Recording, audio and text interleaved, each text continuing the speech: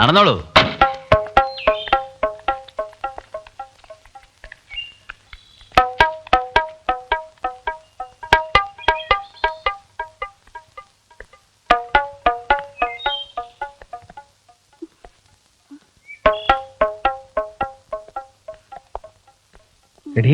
വേണു, എന്നോട് ക്ഷമിക്കണം.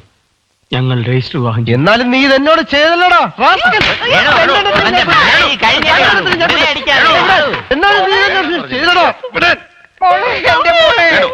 അമ്മേ, ഞങ്ങളോട് പുറത്ത് ഞങ്ങൾ രജിസ്റ്റർ മാരേജ് ചെയ്തു. അമ്മ മിണ്ടരുത്. ഞാനിത് അനുവദിക്കില്ല. നിന്നെ ഞാൻ വെച്ച് പൊറപ്പിക്കില്ലടാ. വേണ്ട, കൊല്ലെന്നെ. എത്ര നാൾ ഞാൻ സഹിക്കും? നീയെങ്കിലും എനിക്ക് മീനാക്ഷിക്ക് വേണ്ടി നിൽക്കുമെന്ന് വിചാരിച്ചു. നീ ആളാകെ മാറിപ്പോയി.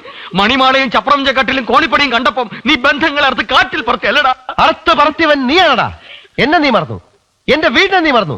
ഞങ്ങളുടെ വീടിന് ഇന്നത്തെ ഈ അന്തസ്സുണ്ടാക്കി തന്ന ഈ വലിയ മനുഷ്യനെ നീ മറന്നു. ഓ, ഇതത്ര വലിയ തെറ്റൊന്നുമല്ല.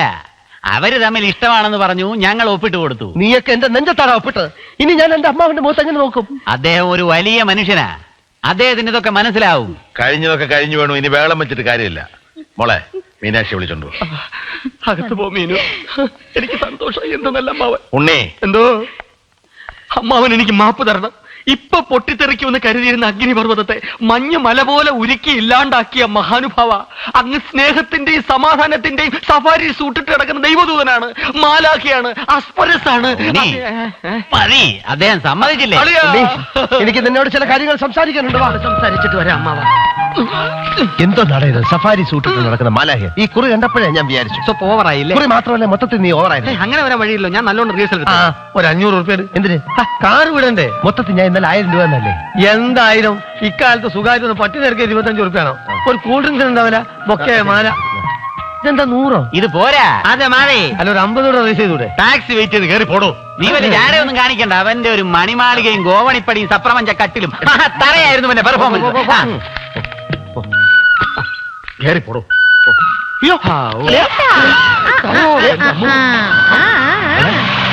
ഇതായിരുന്നു പരിപാടി അല്ലേ? ഒത്തുകളി. എനിക്ക് അപ്പോഴേ തോന്നി. ഞാൻ അച്ഛനോട് പറഞ്ഞു കൊടുക്കും. ഞാൻ പറയുന്നത് ഒന്ന് കേക്ക്. നമ്മുടെ ഉണ്ണിയല്ലേ, നമ്മുടെ മീനാക്ഷിയല്ലേ?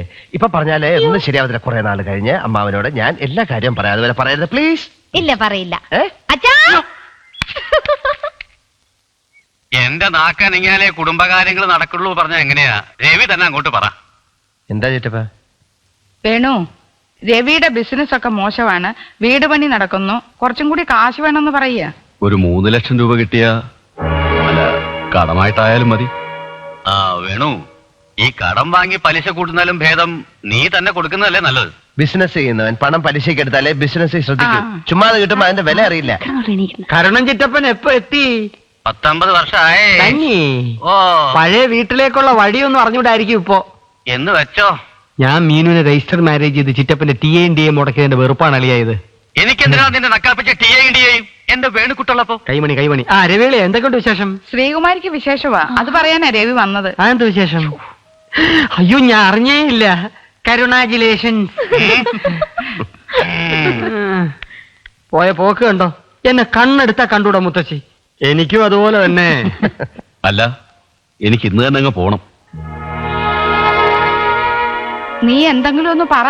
ചോദിക്കുമ്പോ ലക്ഷങ്ങൾ ഞാൻ എവിടെ നിന്ന് എടുത്തിട്ട് കൊടുക്കാനാമേ? നോക്കട്ടെ. നോക്കിയാ പോരാ. ഒരു നല്ല കാര്യം പറയാൻ വന്നതാ രവി. അവൻ ചോദിക്കുന്നത് കൊടുക്കണം. വെറും കൈയോട് അയക്കരുത്. അളിയനെന്താ റിസർവ് ബാങ്ക് ആണോ ചോദിക്കുമ്പോ എടുത്ത് കൊടുക്കാൻ? മോളെ, ശ്രീകുമാരിക്ക് വിശേഷമായി. മോക്ക് വിശേഷം ഒന്നും വേണ്ടേ?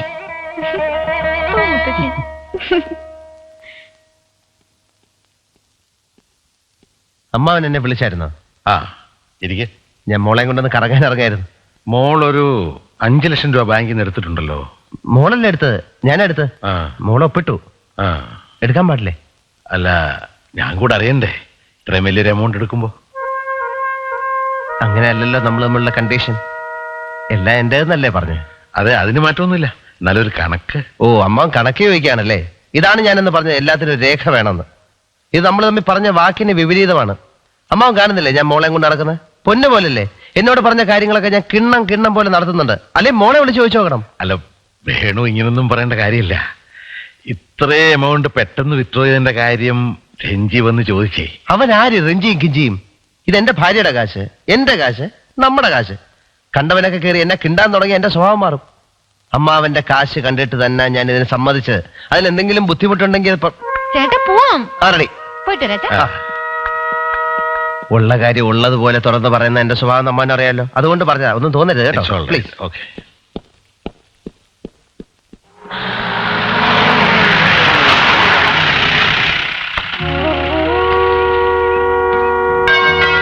ഞാൻ രഞ്ജിയെ കാണാൻ വന്നതാ. ഇപ്പോ കണ്ടു മുട്ടിയേനെ. എന്താ കാര്യം? അല്ല, താൻ അമ്മാവന്റെ അടുത്ത് കണക്കും കൊണ്ടുവന്നെന്ന് പറഞ്ഞു. കണക്ക് വയ്ക്കാൻ നാളെ പോലെ ഞാൻ ഇങ്ങോട്ട് വരാം. ഓ, മരുമോന്റെ യൂണിഫോം ഇട്ടോണ്ട് കണക്ക് ചോദിക്കാൻ ഇങ്ങോട്ട് വരണ്ട. ആ പഴയ യൂണിഫോം ഉണ്ടല്ലോ, അത് ഞാൻ അവിടെ തേപ്പിച്ച് വെച്ചേക്കാം. അതെ, പിടിച്ചു വാങ്ങിച്ചതൊന്നും അല്ല, വിളിച്ചു തന്നതാ മരുമോന്റെ യൂണിഫോം. ആണത്തം ഉള്ളതുകൊണ്ട്. ആണത്തം തന്നെയൊക്കെ പിടിച്ച് കുടുംബത്തിൽ കയറ്റി അമ്മാവനെ പറഞ്ഞാൽ മതിയല്ലോ. ചേരും അമ്മാവനും മരുമോനും. മരുമോൻ അമ്മാവനെ ഒരു പരിവാക്കായിരുന്നാ മതി. ചേട്ടാ, ഞങ്ങൾ വീട്ടുകാർ തമ്മിൽ സംസാരിക്കുമ്പോ ആവശ്യമില്ലാതെ കയറി ഇടപെട്ടാ നിന്റെ വീട്ടിലിരിക്കുന്നതിനെ പറ്റി ഞാൻ അറിയാതെ വല്ലതും പറഞ്ഞു. മനസ്സിലായില്ലേ? വലിയ ആളാവല്ലേ കേട്ടോ. രഞ്ജി പോ, നമുക്ക് പിന്നെ സംസാരിക്കാം. Best company. എന്തിനാ അതൊക്കെ ചോദിക്കാൻ പോയത്? വേണു നമ്മുടെ കുട്ടിയല്ലേ, കാണുന്നില്ലേ? മോളെ പൊന്നുപോലല്ലേ അവൻ കൊണ്ടു നടക്കുന്നത്. ഞാൻ ചോദിച്ചവന് ഇഷ്ടപ്പെട്ടില്ല, വേണ്ടായിരുന്നു. രണ്ടുപേരും കൂടി ചിരിച്ചു കളിച്ച് നടക്കുന്നത് കാണുമ്പോ നമ്മുടെ മോക്കൊന്നും സംഭവിക്കില്ല എന്ന് എനിക്ക് തോന്നിപ്പോകും. എന്താ കാർത്തി? നല്ലവനാ വേണു, സ്നേഹമുള്ളവനാ. വേണു, എന്തോ ഇവിടെ ഇരിക്കുകയായിരുന്നോ? രണ്ടുപേരും കൂടി ഇങ്ങനെ ഇരിക്കുന്നത് ഞാൻ ആദ്യമായിട്ടാണ് കാണുന്നത്. സന്തോഷമുണ്ട്. നാളെ മുതൽ 2 കസേര അപ്പുറത്തിട്ട് ഞാനും മോളും കൂടെ ഇരുന്നേരാം. അപ്പോഴാ അതിന്റെ ഒരു ജോളി. അപ്പോഴേ നാളെ ഒരു നല്ല ദിവസമാണ്. നാളെ തന്നെ വേണു ഫാക്ടറിയുടെ ചുമതല ഏറ്റെടുക്കണം. നമ്മുടെ ഉണ്ണിയുടെ കാര്യം അതെന്താണെന്ന് വെച്ചാൽ വേണു തന്നെ അങ്ങ് ചെയ്തോ. ശരി, ഞാൻ അകത്തോട്ടിരിക്കാം.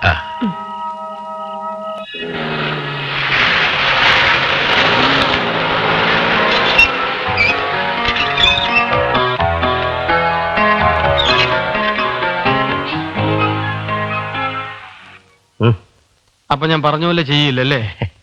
ഈ കസേരയിലോട്ടൊന്ന് ഇരിക്കുന്നേ, ഞാൻ ഒന്ന് കാണട്ടെ.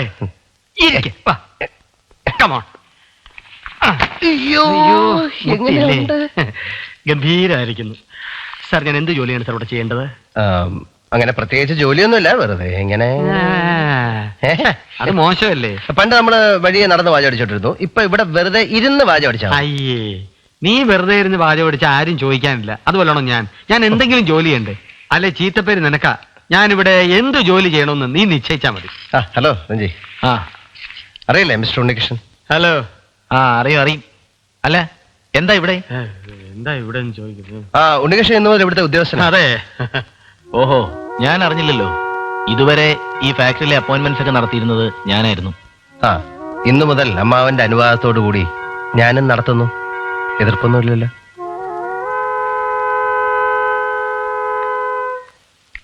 പോട്ടക്കാണോ? പോട്ടെ. പോട്ടെ. അങ്ങനെ നിങ്ങൾ തമ്മിലൊരു മത്സരത്തിന്റെ ആവശ്യമില്ല Ranji. That's not in good spirit. ഇത്രയും നാളെ ഞാനല്ലേ അമ്മാവ കാര്യങ്ങളൊക്കെ നോക്കിക്കൊണ്ടിരുന്നത്. പെട്ടെന്ന് ഒരാളൊന്ന് എന്നെ ഭരിക്കാൻ തുടങ്ങിയാലോ? ഞാൻ രഞ്ജിയെ ഭരിക്കാൻ വന്നില്ല, കാര്യങ്ങൾ പറഞ്ഞതേ ഉള്ളൂ. നിങ്ങൾ പറഞ്ഞത് കാര്യമല്ല, മണ്ടത്തരമാ. വില കുറച്ച് കൊടുത്തില്ലെങ്കിൽ അവർ സ്റ്റോക്ക് എടുക്കില്ല. അവരെടുക്കണ്ട, വേറെ ഏജൻസിക്ക് കൊടുക്കണം. അത് പറ്റില്ല. എന്താ, അവർ രഞ്ജിയുടെ ഫ്രണ്ട്സ് ആയതുകൊണ്ടാണോ? അതെ, അവരാണ് നമ്മുടെ തേയിലയ്ക്ക് ഇത്രയും മാർക്കറ്റ് ഉണ്ടാക്കി തന്നത്. തേയിലയ്ക്ക് മാർക്കറ്റ് ഉണ്ടായ അതിന്റെ ക്വാളിറ്റി ഉണ്ടാ, വില കുറച്ച് കൊടുക്കേണ്ട ആവശ്യമില്ല. എങ്കിൽ സ്റ്റോക്ക് ഗോഡൌണിൽ കിടക്കത്തേ ഉള്ളൂ. സ്റ്റോക്ക് ഗോഡൌണിൽ കിടക്കില്ല. എന്താ ചെയ്യേണ്ടെന്ന് എനിക്കറിയാം. ആഹാ, 1000 വർണ്ണങ്ങളുടെ അപൂർവ സംഗമം, തേയിലക്കാടുകൾ. ഡോ കുട്ടി, രോമം പോയാലും ശീലം പോകൂലല്ലേ? പിടിക്കണ്ട, അവിടെ ഒന്നും ഇല്ല. സോറി, ഞാൻ മറന്നുപോയി. ഇതൊരു ഇൻവോളണ്ടറി ആക്ഷനാ. മാറ്റാൻ ശ്രമിക്കാം. ഇനി മാറ്റേണ്ടത് ഈ ജൂബായാണ്. വാസ്തവം, വേറെ ഷർട്ട് ഇല്ല. ഞാൻ അറേഞ്ച് ചെയ്ത് തരാം. ഇതാണ് ഡീലേഴ്സിന്റെ ലിസ്റ്റ്. അതെ, കറക്റ്റ് സ്ഥലങ്ങളിൽ എത്തിക്കുക, കാശ് വാങ്ങിക്കുക, തിരിച്ചു വരിക. അല്ല, അപ്പൊ ഇനി കസേരയിൽ ഇരുന്നുള്ള പണിയൊന്നും മിച്ചല്ലേ കുട്ട? കസേരയിൽ ഇരുന്നേ കുട്ടം പണിയുന്നുണ്ടെങ്കിൽ ലോറിയുടെ മേളിലൊരു കസേര ഇട്ടേരാ, അവിടെ ഇരുന്ന് പണി മതി പോരെ? അത് ഡേഞ്ചറാ. വല്ല ഇലക്ട്രിക് കമ്പിയിലും തട്ടും and you will die on the spot.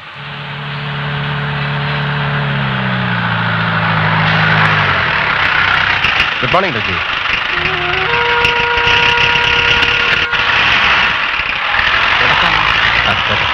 അതേട്ടാ, ഇൻവോയ്സിന്റെ ഒരു കോപ്പി ഏജൻസി ഓഫീസിൽ മിസ്റ്റർ കുട്ടിയുടെ പേര് അയച്ചാൽ മതി. ഇന്ന് ഏതായാലും ഈ ലിസ്റ്റ് കൈ കൊണ്ടുപോട്ടെ. കയ്യിൽ കൊണ്ടുപോകാൻ ഞാനാരാ, നിന്റെ പ്യൂണോ? നേരിട്ട് എത്തിച്ചാ മതി. എടോ ഏജൻസി, ഒരു മേശയും കസേരയും കൊണ്ടിട്ടാൽ അതേ സ്പീഡിൽ എടുത്തു മാറ്റാൻ കമ്പനിക്ക് കഴിയും. വേണു, എനിക്ക് പോകാനൊരു വണ്ടി വേണമായിരുന്നു. ഏ എനിക്ക് പോകാനൊരു വണ്ടി വേണമായിരുന്നു. മനുഷ്യര് പറയുന്ന പോലെ പറയടോ. എനിക്ക് പോകാനൊരു വണ്ടി അങ്ങനെ പറ. നിനക്ക് പോകാനുള്ള വണ്ടിയായി നിർത്തിയിരിക്കുന്നത്. സ്മൈലി പോകുന്ന വഴിക്ക് കുട്ടിയെ കൊണ്ട് വാ ഇറക്കാം. പെയിന്റർ വാ. അല്ല ഉണ്ണി, ഈ ലോറിയിലൊക്കെ പോകുന്ന ചീപ്പല്ലേ, ഒരു കാറ് കിട്ടിയിരുന്നെങ്കിൽ ഒരു അയ്യോ ലോറി മതി, ലോറി മതി, ലോറിയാ നല്ലത്.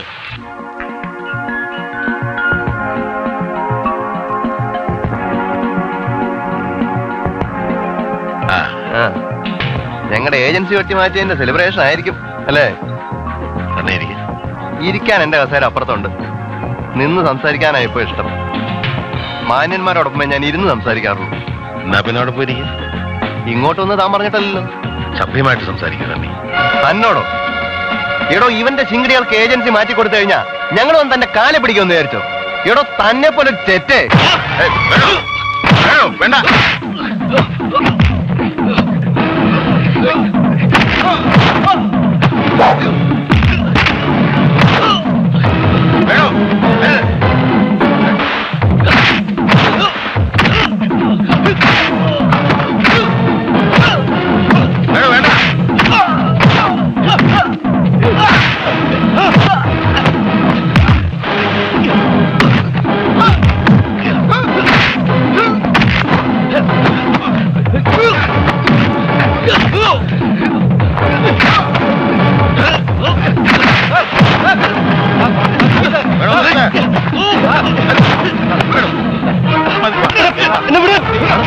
ശരിക്കും അറിഞ്ഞോളാം. പിന്നെ അമ്മാവൻ ആവശ്യമില്ല ചീത്ത പറഞ്ഞ. എന്നല്ലേ പറഞ്ഞ? നീ വണ്ടി വണ്ടി പിന്നെ കണ്ടോളാം. പിന്നെ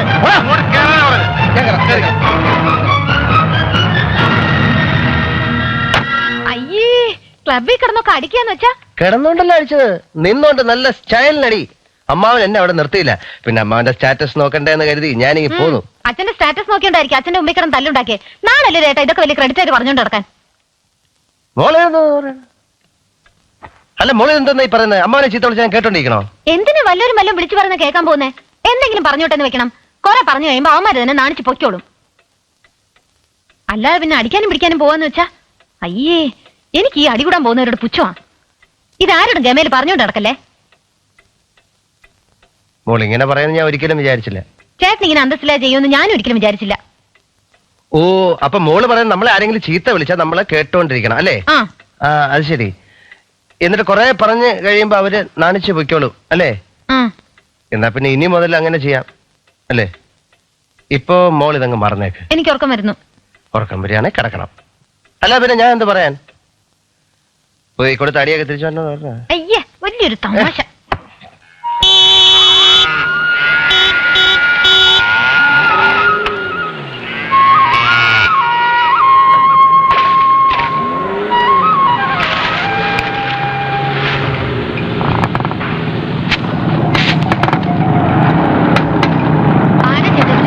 നമ്മുടെ പരിചയക്കാരാ, രഞ്ജിയുടെ ഗ്യാങ് ഇന്നലെ ഉടക്കിയത്. ഇവരെന്തിനാ നമ്മുടെ വഴി തടയുന്നത്? വഴി തടയൊന്നുമല്ല, നമ്മളെ രണ്ടുപേരെയും ഒന്നിച്ച് കണ്ട സന്തോഷം കൊണ്ട് നിർത്തിയ. നമ്മളെ ഇങ്ങനെ കണ്ടിട്ടില്ലല്ലോ. എന്താടാ ഇറങ്ങ. അമ്മായിപ്പം കൂടെ ഉണ്ടെങ്കിലേ ചെനക്കത്തുള്ളല്ലേ? ആയോ ഈടിച്ച് കൂമ്പാടി കളയും. ആരുമില്ല, നമ്മൾ നമ്മുടെ സ്റ്റാറ്റസ് നോക്കണ്ടേ? ആളാണെങ്കി ഇറങ്ങി വരാൻ പറയടി. അവരങ്ങനെയൊക്കെ പറയും, കേട്ടില്ലെന്ന് വെച്ചാ മതി. കുറെ പറഞ്ഞു കഴിയുമ്പോ അവര് നാണിച്ച് തിരിച്ചു വയ്ക്കുള്ളൂ. തന്തയ്ക്ക് പറഞ്ഞവനാണെങ്കി ഇറങ്ങി വന്ന് പറയടാ. ഇന്നലത്തെ കണക്ക് ഇന്ന് തീർക്കണം ഞങ്ങൾക്ക്, അല്ലെങ്കിൽ അവളെയും ഇറക്കി വിട്. ചേട്ടാ, അവന്മാര് പറയണ കേട്ടോ. അനങ്ങനല്ലേ മോൾ ഇന്നലെ പറഞ്ഞ്? എന്നാലും അവന്മാര് ഇത്രയൊക്കെ പറയുമ്പോ കുറച്ച് കഴിയുമ്പോ നാണിച്ച് തിരിച്ചു വയ്ക്കുള്ളൂന്നല്ലേ മോൾ ഇന്നലെ പറഞ്ഞ്? അനങ്ങണ മോള് പറഞ്ഞ അനങ്ങണം. പിന്നെ വീട്ടിൽ ചെന്ന് കമന്ന് കിടന്ന് അടി കൂടാൻ പോകുന്നവരെ പുച്ഛമാണ്. മോളുടെ മുമ്പിൽ കിടന്ന് അടി കൂടി എന്നൊന്നും പറയരുത്. ഇവിടെ എല്ലാവരും കൂടെ നോക്കിക്കണ്ടോ കേട്ടാ.